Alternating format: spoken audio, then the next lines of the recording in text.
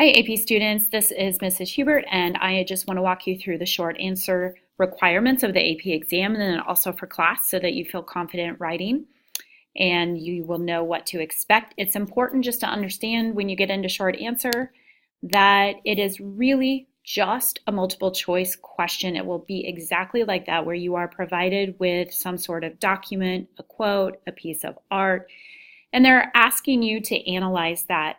What will be different from multiple choice is that instead of them giving you answers and you have to wade through them, they're asking you to come up with the right answer from recall. So, what types of things will you look at for short answer? First of all, these can't be huge, big, broad questions. These are going to be questions about a key concept. You could get a document or a quote. You could get a map and analyze maps. You could get two maps, maps over time, a piece of art, very common. I guarantee you that you'll get a piece of art somewhere for short answer. Perhaps some charts. On rare occasion, you can get a short answer that is just about a key concept. And in that case, you won't have you won't have documents or other things to work with, just your own thoughts. So you're just working from recall. So they give you 4, you get to choose 3. Questions 1 and 2 are required. Those are from eras 1 through 3. You must answer both of them. Questions 3 and 4 come from eras 4 through 6. You choose one of them to answer. So if there's one that you're feeling least or less confident on, that's the one that you eliminate. Remember that your long essay will come from eras 4, 5, and 6. So that's why the emphasis here is put on eras 1, 2, 3. So this is an example of a short answer question we'll be trying, and would be what an example would look like. You will get a piece of evidence up top, more than likely. In this case, it's a work of art. And then you usually have a 3-part question. If you only have 2 questions down below, there's one of them usually has like a dual part to it. Remember, you will not have seen these before. Do not expect to know exactly what the art is. Do not expect to know a chart ahead of time. You absolutely will know the topic at hand, though, I guarantee you, if you've been paying attention in class. So you just have to kind of take a deep breath and just understand the game that you're playing. The questions below, I'm sorry, there's a typo, you can see it up there. The questions down below are written somewhat vaguely because they don't want to tip you off to the answer. So don't get thrown by that either. You can work through it with a lot of confidence. And like I said, they want you to come up with the evidence. So the more specifics that they word into the prompts, the more likely it is that you could fake your way through the questions. So don't be thrown by a new image or kind of vaguely worded questions. You have what you need to know. So here's how you get scored, because obviously you want to score 3 points. You get 1 point for A, 1 point for B, and 1 point for C. It's as simple as that. In order to get the point, it is simple as you answer the question, you answered it fully, and you did it in a specific way. So you can't be overly vague, right? Like you can't write things like, oh, they were really great, they were super powerful, they grew a lot, it was a great time for the Roman Empire.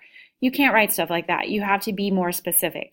So use your terms and write according to our key concepts that we've talked about, and you will do just fine. They're graded independently. So let's say you know A and B, but you don't know C. Hey, no worries. Do A, B, but just write something for C. Never ever leave one blank. Write something anyway, but just know if you can come up with 2 out of the 3 parts, you're doing great. So don't get discouraged by that. Also, yeah, and just making sure, like, don't verbal vomit. That's what I call it. Like, really answer the question if you can. If you're faking it, then, you'll just have to kind of write about the topic, but really, really think about what they're asking you before you write and make sure that you're answering the prompt directly. Okay, so here again is our example of what it looks like. I wanted to put that at the end as well so that we could work through how to think through this. So you open up your AP exam. Here's one of the short answer questions. Let's figure out how to work through it. First of all, you need to think about your time and work quickly. You should not read the directions about each individual short answer. They all have the same requirements. It's use this piece of evidence, answer the questions below. So don't waste your time doing that. You should know that going in. 2 things that will help you work quickly. The first thing that you need to read, if there's fine print, if there's a source and fine print, you absolutely need to read the fine print before you do anything. The fine print is never random. It's always there for a reason, and I guarantee you that it will give you a clue to your answer. Okay? So in this one, the fine print under the painting reads, Miguel Cabrera, a painter for the colonial viceroyalty government of Mexico and of Spanish descent. Then the title of the art, A Spaniard and Mulatto Women with Their Children. The year it's made, that's very important, 1763. It's made in Mexico. So we're going to scan 2 things. We found the fine print and then the questions themselves. The fine print tell us a lot. First of all, it was made, it's a painting, in case you don't know. It was made by the governor's request. The person that made it was of Spanish descent, and this is depicting a mixed race family. At this point, hopefully you're starting to understand, hey, what is the key concept that they're getting me to think about? And this big key understanding is the development of new social classes, right? In Latin American colonies, we have this whole new system of social classes, new elites, and new upper and lower classes that were based on race. I told you this was a huge emphasis always on the AP exam, so you should be thinking, oh, they're asking me about the development of new social classes by race. It could also be globalization.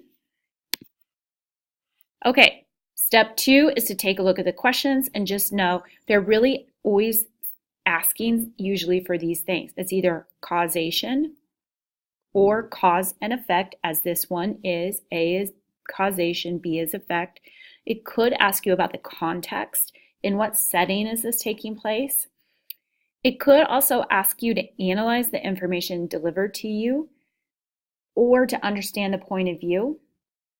And so if you are sitting there as a student and you're thinking, I don't know what they're asking me, it's one of these. They say, explain one historical development that led to the formation. That's a causation. What caused mixed race families to happen in the Spanish America? Okay, B is saying one historical effect. It's just clearly stated. So what was an effect of having these new mixed race families in colonial Spanish America? And then C is asking you one limit of the cost of painting as a historical source. So it's saying, hey, this is a piece of evidence, but knowing who made it and knowing when it was made or where it was made, etc., what might give us pause as to the accuracy of this artwork?